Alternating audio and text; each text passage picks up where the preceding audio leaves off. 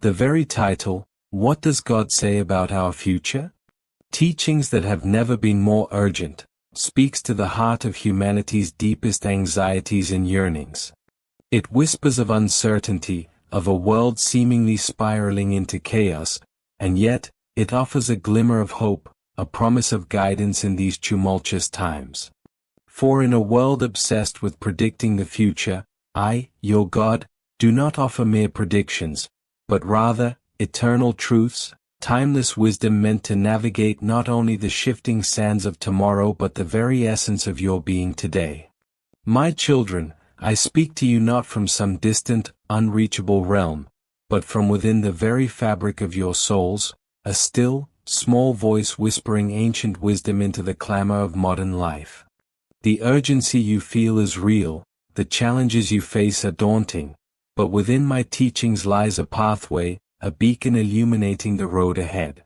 Let us explore these truths, not as abstract concepts, but as living, breathing principles applicable to the very heartbeat of your existence.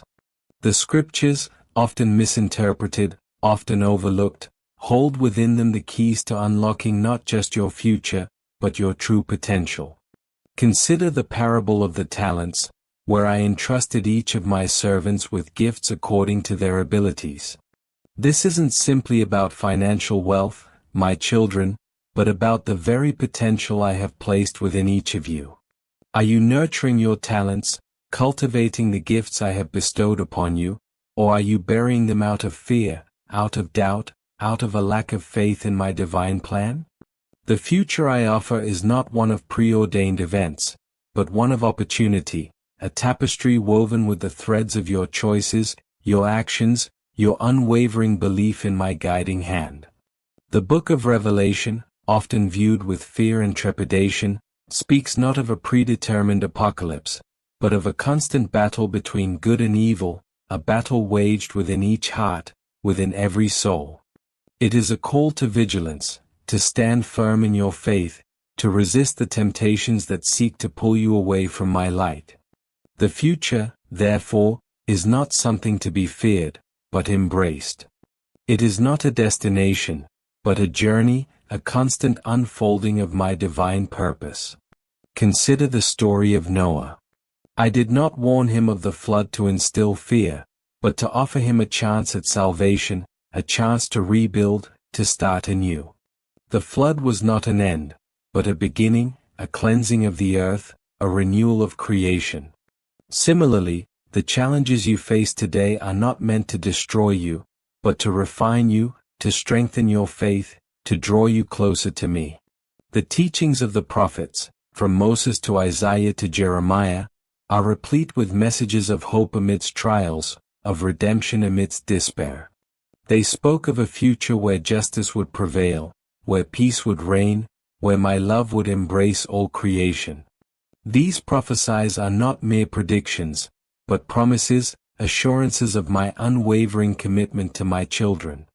The future I offer is not one of passive acceptance, but of active participation.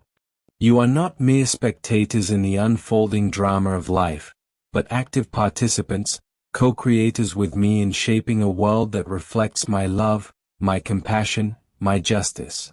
The Sermon on the Mount is not a collection of lofty ideals, but a practical guide to living a life of purpose, a life of service, a life that reflects the very essence of my being.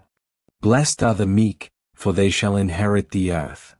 Blessed are the peacemakers, for they shall be called children of God. These are not just words, but a blueprint for building a future founded on love, on compassion, on understanding. The future I offer is not one of uniformity, but of unity. Just as the body is made up of many parts, so too is my kingdom. Each of you has a unique role to play, a unique contribution to make. Embrace your individuality, celebrate your differences, for in our diversity lies our strength. The parable of the Good Samaritan teaches us that love knows no boundaries, no distinctions of race, religion, or creed. Love transcends all differences, uniting us in a common bond of humanity. This is the future I envision, a future where every heart is filled with love, where every hand reaches out in compassion, where every voice speaks with kindness. The future, my children, is not something to be feared, but embraced. It is not a destination, but a journey. It is not a prediction, but a promise. Trust in my guidance, walk in my light, and together, we will build a future worthy of my name. Let us speak of a matter of profound significance, a topic woven into the very fabric of existence, the dance of free will and divine providence. It is a delicate ballet, a subtle interplay between your choices and my guiding hand. I see the questions swirling within your hearts, the doubts that whisper in the quiet moments. How much control do I truly have? Is my path predetermined, or do I forge my own destiny? The truth, my children, is a tapestry woven with both threads. I have granted you the precious gift of free will, the power to choose, to shape your lives according to the desires of your hearts. But within this freedom lies a deeper truth, a more profound understanding of my presence in your lives. Consider the gardener tending to his beloved plants. He provides the soil, the water, the sunlight, all that is necessary for growth and flourishing. Yet, each seed holds within it the potential to blossom in its own unique way. Some may grow tall and strong, others delicate and fragrant. The gardener does not dictate the precise form of each bloom, but rather nurtures their individual potential, guiding them towards the fullness of their expression. So too, do I nurture the seeds of your souls. I provide the fertile ground of my love, the nourishing waters of my grace, the radiant light of my wisdom. Yet, the choices you make, the paths you choose to follow, these are yours to determine. But it is your choice whether to heed her call, to open your hearts to my wisdom, or to wander down the paths of ignorance and folly. Remember the story of the prodigal son. He chose to leave his father's house, to squander his inheritance in a faraway land. I did not prevent him from making this choice, for free will is the very essence of your being. Yet, when he finally returned, humbled and repentant, I welcomed him with open arms, my love unwavering, my forgiveness boundless. This, my children, is the essence of divine providence. It is not a rigid script that dictates every step of your journey, but a loving presence that guides you, supports you, and welcomes you back even when you stray. It is the gentle whisper of my spirit within your hearts, nudging you towards the path of righteousness, towards the fulfillment of your truest potential. The choices you make each day, the thoughts you harbor, the actions you undertake, these are the brushstrokes that paint the canvas of your lives. But I am the artist who provides the palette, the colors, the inspiration. I am the one who sees the masterpiece within you, even when you see only a blank canvas. Trust in my guidance, my children. Embrace the freedom I have given you, but know that within that freedom lies a deeper purpose, a divine plan waiting to unfold. Choose wisely, act with love, and allow me to guide you towards the fullness of your being. For within the dance of free will and divine providence lies the very essence of your destiny. Let us delve into a mystery, a paradox that lies at the heart of existence, the nature of suffering. Why, you may ask, in a world created by a loving God, does pain exist? Why is there sorrow, heartache, and loss? These are the questions that echo through the ages, the cries of the human heart wrestling with the trials and tribulations of life. I see your tears, my children, I feel your pain. And I tell you, it is not my desire to see you suffer. For I am a God of love, a God of compassion, a God who rejoices in your joy and weeps with you in your sorrow. Understand this, my children. Suffering is not a punishment, not a sign of my disfavor. It is, rather, a crucible, a refining fire that burns away the impurities, the dross that clings to your souls. Just as gold is purified in the furnace, so too are your spirits strengthened and refined through the trials you face. Consider the story of Job, a man of unwavering faith who endured unimaginable suffering. He lost his wealth, his family, his health, yet he never cursed my name. He questioned, he lamented, he wrestled with his pain, but his faith remained steadfast. And in the end, he emerged from the crucible of his suffering stronger, wiser, and closer to me than ever before. The book of Romans tells us that suffering produces endurance, and endurance produces character, and character produces hope. Hope, my children, is the anchor that keeps you grounded in the storms of life. It is the beacon that guides you through the darkest nights. It is the unwavering belief that even in the midst of suffering, my love is present, my grace is sufficient. Suffering can also be a catalyst for growth, a spur to action. It is often through our own pain that we develop empathy for others, a deeper understanding of the human condition. It is through our own struggles that we learn to reach out a helping hand to those who are hurting, to offer comfort and support to those who are walking a similar path. The parable of the Good Samaritan teaches us that compassion knows no boundaries, that love extends beyond our own immediate circle to embrace all who are in need.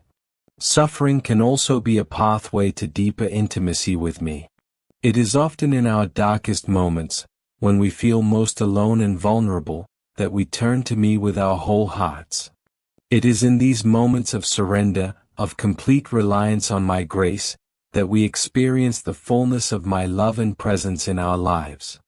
Do not be afraid of suffering, my children. Embrace it as an opportunity for growth, for transformation, for a deeper understanding of yourselves and of my unwavering love for you. For it is through the crucible of suffering that you are molded into the image of my Son, Jesus Christ, who endured the ultimate suffering on the cross for the salvation of all humankind. Know that I am with you always, in every trial, in every tribulation. My grace is sufficient for you, my strength is made perfect in your weakness. Trust in me, my children, and I will lead you through the valley of the shadow of death to the eternal light of my presence. Let us speak of a tapestry woven with threads of silk and shadow, a narrative as old as time itself, the dance of temptation and grace. It whispers in the quiet corners of your hearts, a subtle tug, a seductive promise of fulfillment found outside the embrace of my divine love. It dances in the glittering allure of the world, in the fleeting pleasures that promise satisfaction but deliver only emptiness. My children, I see the struggles within you, the battles waged in the silent chambers of your souls. I know the seductive power of temptation, its ability to masquerade as truth, as beauty, as liberation. But I also know the boundless power of my grace, the unwavering strength of my love, the infinite depths of my forgiveness. The story of Adam and Eve in the Garden of Eden is not merely a tale of disobedience, but a profound allegory for the human condition. The serpent, the embodiment of temptation, whispered promises of knowledge, of power, of godhood itself. He offered a taste of the forbidden fruit, a seemingly small transgression with devastating consequences. This, my children, is the nature of temptation. It begins with a whisper, a seemingly harmless indulgence, a subtle shift away from my divine light. But left unchecked, it can lead to a chasm of separation, a wilderness of despair. Yet, even in their transgression, I did not abandon my children. I offered them clothing, a symbol of my continuing grace, my unwavering love even in the face of their disobedience. For I am a God of second chances, a God of redemption, a God who delights in restoring that which is broken. The story of Jesus in the wilderness is another powerful illustration of the battle between temptation and grace. After fasting for 40 days and nights, Jesus was tempted by Satan with promises of power, of glory, of earthly dominion. But Jesus, filled with the Holy Spirit, resisted each temptation, clinging steadfastly to my divine will. This, my children, is the power of grace. It is the strength to resist the allure of the world, the courage to choose the path of righteousness, even when it is difficult, even when it requires sacrifice.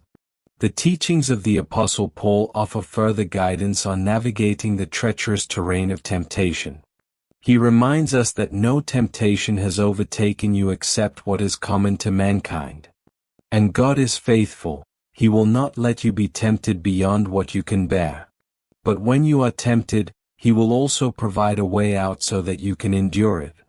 This, my children, is a promise. You are not alone in your struggles. I am with you always, offering you the strength, the wisdom, the grace to overcome every temptation that comes your way. The key, my children, lies in cultivating a deep and abiding relationship with me. Through prayer, through study of my word, through fellowship with other believers, you can strengthen your defenses against the whispers of temptation. You can learn to recognize the subtle deceptions, the false promises that seek to lure you away from my love. For the closer you draw to me, the less power temptation holds over you. The more you immerse yourselves in my grace, the more easily you can resist the allure of the world. Remember, my children, temptation is not a sin. It is a test, a trial, an opportunity to choose between the fleeting pleasures of the world and the eternal joy of my presence. Embrace the struggle, my children, for it is through struggle that you grow stronger, wiser, and more deeply rooted in my love.